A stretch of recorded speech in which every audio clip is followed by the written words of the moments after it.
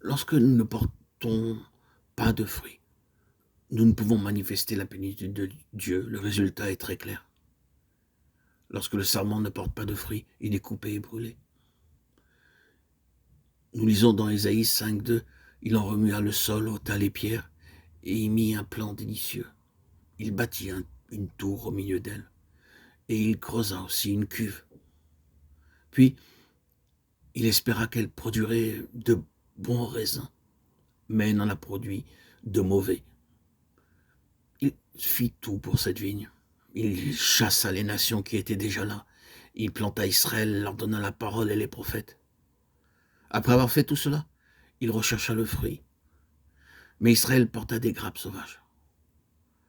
C'est pourquoi Dieu dit au verset 4 du chapitre 5 d'Ésaïe, qu'y avait-il encore à faire à ma vigne que je n'ai pas fait pour elle?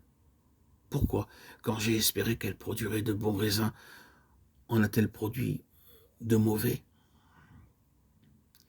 Si Dieu a dû dire cela à la nation d'Israël, combien plus à nous aujourd'hui?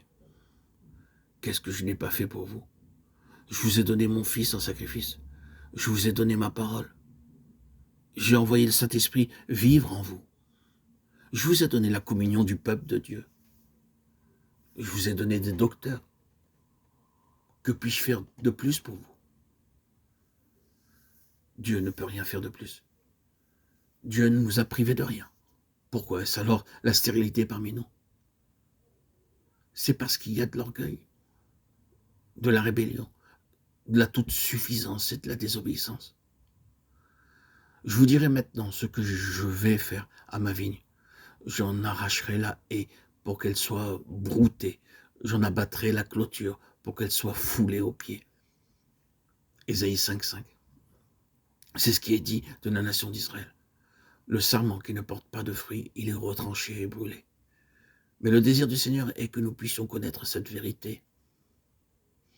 Alors que Jésus venait, regardant le figuier et cherchant du fruit, ainsi il vient à nous. Substituons-nous beaucoup de choses aux fruits?